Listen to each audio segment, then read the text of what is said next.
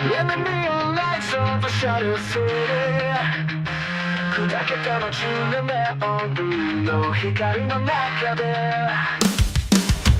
ゴサ争点を戦いの反響で聞こえる君の影が過去を映す Your shadow reflects the past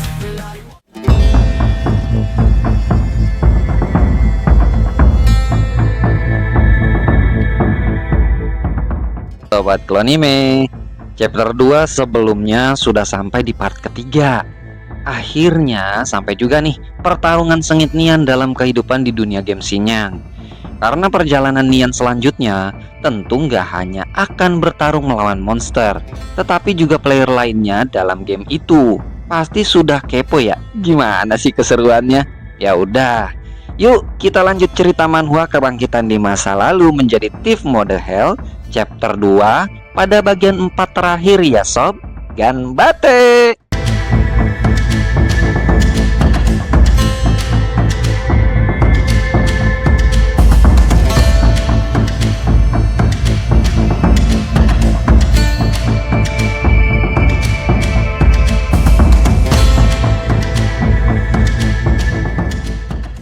Setelah berhasil mengalahkan bos monster bison yang brutal itu, Nian kembali mendapatkan drop item yang sangat langka, sesuatu yang hampir mustahil diperoleh oleh player-player level 0 lainnya yang mungkin seperti dirinya. Di sela-sela tebing tempat monster itu tumbang, muncul cahaya merah pekat yang menyelimuti item drop tersebut. Melihatnya, Nian langsung dipenuhi rasa penasaran, bertanya-tanya hadiah apa yang berhasil ia dapatkan dari monster langka itu.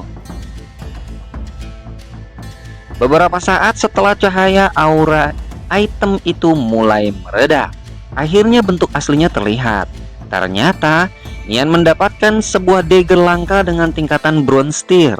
Saat ia memeriksa item tersebut, bilah status langsung muncul nih, menampilkan detail secara lengkap. Ia memperoleh 5 chopper coin dan 1 horn dagger. Namun sayangnya, atribut khusus dari horn dagger bronze tier itu masih belum bisa diidentifikasi untuk sementara waktu. Setelah mendapatkan dagger dengan tier lebih tinggi dari senjatanya saat ini, Nian langsung memahami nilainya. Dalam hati, ia mengingat kembali sistem equipment di Xinyang, mulai dari common, bronze, silver, gold, hingga legendary. Setiap tingkatan memiliki kelebihan dan kekurangannya masing-masing, baik dari status maupun efek khusus yang dimiliki. Nian juga tahu bahwa monster langka di Xinyang memiliki jumlah yang sangat terbatas, mulai dari rank boss, sub elite, elite hingga lord. Semuanya bukan hanya sulit ditemukan, tetapi juga memiliki peluang drop item yang sangat kecil, bahkan bisa mencapai perbandingan 1:1000 untuk mendapatkannya. Karena itulah, setiap item yang jatuh dari monster seperti itu menjadi sangat berharga. Bahkan, senjata bronze tier saja biasanya memiliki attack 20% lebih tinggi, ditambah satu atribut atau efek spesial yang tidak dimiliki senjata biasa. Namun saat itu, Nian kembali bergumam dalam hati. Seharusnya, bos monster bison hanya menjatuhkan equipment level 5 biasa. Karena itu, mendapatkan bronze dagger seperti ini jelas di luar perkiraannya. Menurut perhitungannya, harga jual dagger tersebut bisa mencapai setidaknya 3 silver coin. Meski begitu, untuk mengetahui status, atribut, dan efek lengkapnya, item itu tetap harus diidentifikasi terlebih dahulu secara detail.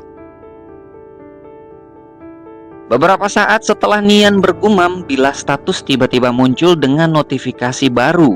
Taught letter leggings yang sebelumnya ia daftarkan di auction house ternyata berhasil terjual dengan harga 8 chopper coin. Namun belum selesai sampai di situ. Notifikasi lain juga muncul secara langsung tiba-tiba berupa panggilan suara masuk.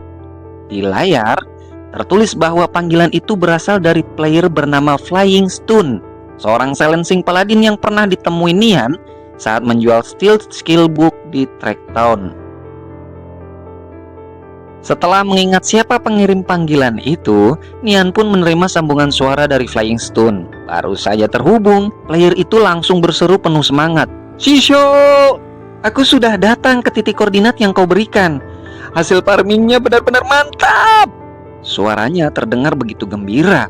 Gokilnya lagi, meski Nian baru level 2, Flying Stone sudah memanggilnya seperti seorang guru baginya. Ia bahkan menjelaskan bahwa dirinya berhasil mendapatkan 2 skill book dan levelingnya meningkat 2 kali lebih cepat. Di saat yang sama, Flying Stone juga heran bagaimana mungkin Nian yang masih pemula mau membagikan lokasi hunting seberharga itu tanpa merasa rugi sedikit pun. Mendengar Flying Stone memanggilnya seperti seorang guru meski level mereka jauh berbeda, Nian justru merasa cukup senang, walaupun agak kepikiran. Tapi dengan santai, ia hanya mengingatkan agar Flying Stone tidak lupa menyerahkan drop item Night Owl Perception yang pernah dijanjikan. Ternyata player itu masih mengingatnya dengan baik. Flying Stone bahkan mengatakan bahwa begitu item itu didapat, ia akan langsung mengirimkannya kepada Nian. Namun, di balik itu, rasa penasarannya semakin besar. Ia tak habis pikir bagaimana Nian yang saat itu masih level 0 bisa mengetahui lokasi farming rahasia dengan koordinat seakurat itu. Nah, mungkin banyak yang mengira Nian pasti akan menyembunyikan rahasia itu nih. Tapi ternyata tidak, coy. Dengan santai, ia menjelaskan kepada Flying Stone bahwa dulu ia pernah memiliki akun lain di Xinyang sebelum akhirnya menghapus dan membuat avatar baru sebagai Thief. Meski terdengar meyakinkan, sebenarnya itu hanyalah kebohongan kecil yang sengaja ia buat demi menutupi masa lalunya. Dan justru karena penjelasan itu, Flying Stone semakin yakin bahwa akun lama Nian pasti pernah berada di level sangat tinggi, bahkan mungkin termasuk jajaran top leaderboard dalam game Xinyang. Memang penjelasan tersebut bisa dibilang jujur, tapi juga bisa dibilang separuh jujur atau tidak benar seluruhnya. Setelah mendengar cerita dari Nian, Flying Stone semakin yakin bahwa sosok yang ia anggap guru itu benar-benar overpower, meski levelnya sekarang lebih rendah. Tak lama kemudian, ia kembali bertanya, apakah Nian pernah memasuki Dungeon Fallen Wizard Camp di akun lamanya. Flying Stone lalu menceritakan pengalaman pahit timnya saat mencoba menaklukkan dungeon tersebut. Berkali-kali mereka masuk, dan berkali-kali pula seluruh anggota timnya binasa. Bahkan, semua equipment dan XP mereka habis karena tingkat kesulitan dungeon itu benar-benar brutal. Namun, mendengar pertanyaan sekaligus cerita dari Flying Stone, Nian menanggapinya dengan seksama. Baginya dungeon itu bukan sesuatu yang mustahil. Bahkan tanpa ragu, ia menawarkan panduan lengkap untuk menaklukkan Fallen Wizard Camp dengan harga 2 silver coin. Mendengar itu, Flying Stone langsung terkejut dan berseru, "Shisho, serius? Apa kau punya panduan lengkap untuk melewati dungeon itu?" Namun, Nian hanya menjawab dengan sangat tenang. "Tentu saja," ujar Nian. Dan hasilnya tuh benar-benar di luar dugaan. Setelah mendengar jawaban penuh percaya diri dari Nian, Flying Stone langsung bersemangat dengan mata berbinar-binar. "Shisho, aku percaya padamu! Aku percaya padamu!" serunya penuh antusias sambil mengepalkan kedua tangannya. Ia mengatakan bahwa Nian harus menunggu kabar darinya lagi. Flying Stone berniat meyakinkan kapten partinya untuk membeli panduan tersebut, karena menurutnya harga 2 silver coin sangat sebanding dengan informasi yang begitu berharga dari Nian. Setelah itu, panggilan suara antara Nian dan Flying Stone pun tak lama berakhir. Di tengah padang rumput luas wilayah para monster bison, Nian langsung melangkah pergi dengan tenang dan elegan. Sambil terus berjalan menuju tujuan berikutnya, ia bergumam kecil, "Akhirnya selesai juga mengalahkan bos bison langka itu.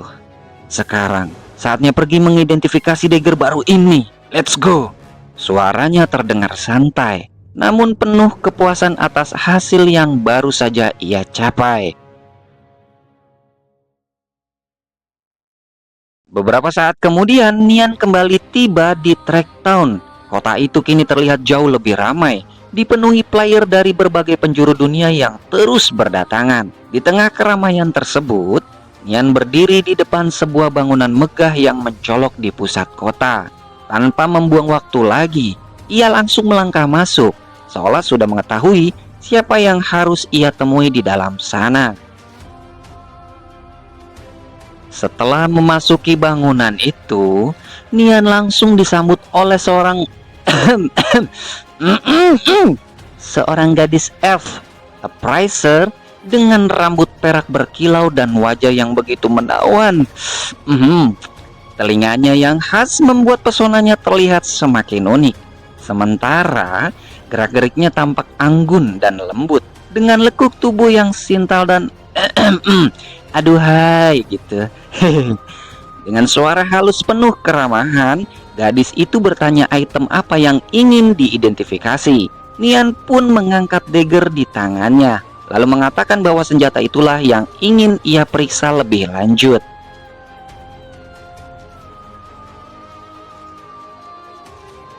Mendengar permintaan dari petualang di hadapannya, gadis elf bohai itu langsung menggenggam dagger milik Nian dengan lembut. Dengan suara anggun dan senyum tipisnya, ia menjelaskan bahwa biaya untuk mengidentifikasi item tersebut adalah 10 chopper koin. Setelah itu, sang appraiser pun menatap Nian dan bertanya pelan apakah ia setuju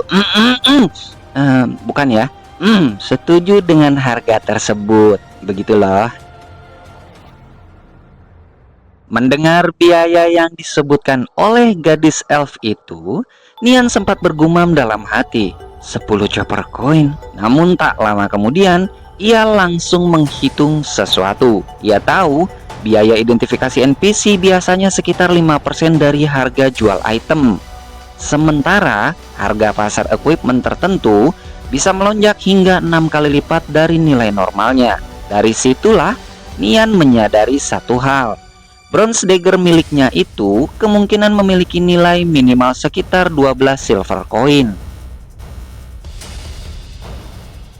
Setelah memperhitungkan nilai jual item itu berdasarkan harga pasar dan perhitungannya sendiri, Nian akhirnya setuju untuk melakukan identifikasi dagger tersebut dengan biaya 10 chopper coin. Jadi bukan biaya sama si aduhai itu ya gitu. Ngawur. Tanpa ragu, ia langsung menunjukkan sejumlah koin di telapak tangannya, lalu menyerahkannya kepada gadis elf appraiser di hadapannya itu. Tak lama kemudian, bilah status kembali muncul dan menampilkan bahwa jumlah chopper koin milik Nian telah berkurang sebanyak 10 chopper koin.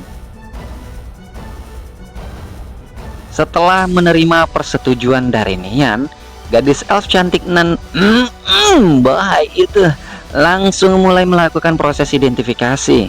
Dengan kemampuan khusus yang dimilikinya, dagger di tangannya perlahan melayang di udara dan memancarkan aura kuat yang menyelimuti seluruh ruangan. Selama proses berlangsung, sang appraiser tampak sangat fokus, memejamkan mata sambil mengendalikan energi identifikasinya dengan tenang. Di saat proses identifikasi berlangsung, aura dari dagger itu semakin meluap kuat. Cahaya merah marun pekat menyelimuti senjata tersebut dan memancarkan tekanan yang jelas berbeda dari dagger lama milik Nian sebelumnya. Tak lama kemudian, bilah layar identifikasi pun muncul di udara. Tertulis bahwa horn dagger milik Nian memiliki kualitas bronze dengan atribut attack plus 8 dan tambahan strength plus 5. Senjata itu juga bisa digunakan sejak level 0 serta kompatibel untuk kelas Thief maupun faksi manapun di dalam game Xinjiang. Setelah seluruh proses identifikasinya benar-benar selesai, horn dagger itu kembali berada di tangan Nian. Meski hanya sebuah single dagger, aura yang dipancarkannya kini terasa jauh berbeda. Begitu equip terpasang, kekuatan Nian langsung meningkat dengan tambahan plus 5 strength. Belum lagi atribut attack-nya yang lebih dari 10 poin lebih tinggi dibandingkan dagger biasa miliknya. Saat menggenggam senjata itu, Nian benar-benar merasakan lonjakan kekuatan yang signifikan, membuat keyakinannya semakin besar bahwa dirinya kini tidak akan mudah dikalahkan.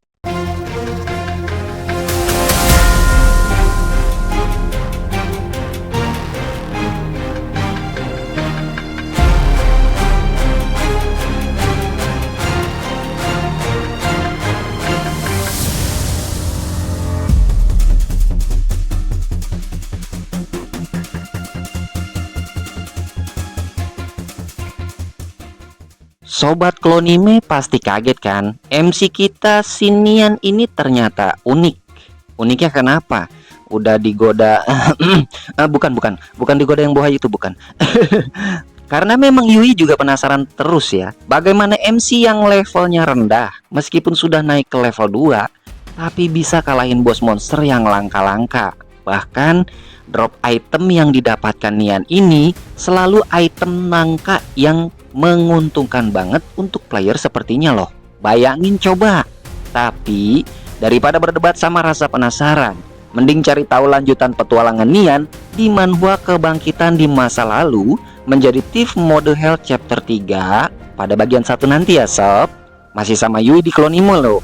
Jangan lupa ya sob. Bye.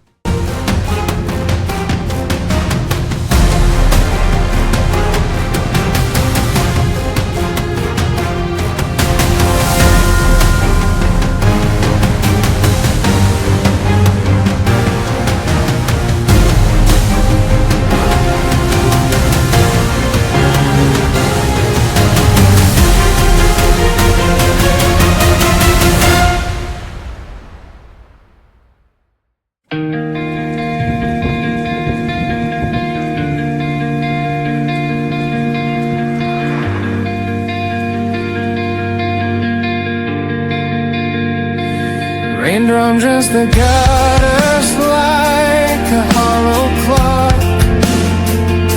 My sleeves cling tight, not from the storm, but the heat that crawls beneath my skin, a second pulse I can't outrun.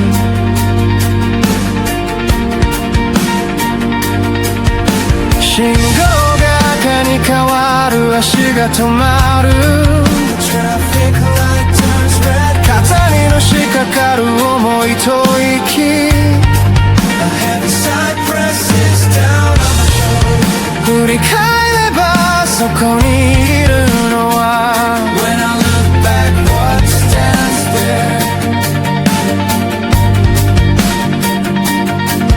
誰で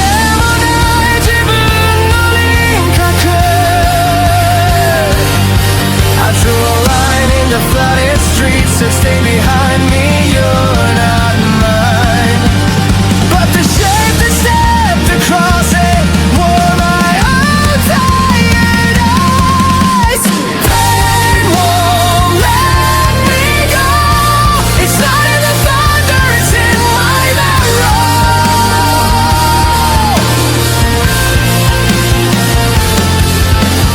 Pain won't let me go. I carved in a path with every step I borrowed. 痛みは反動じゃない骨の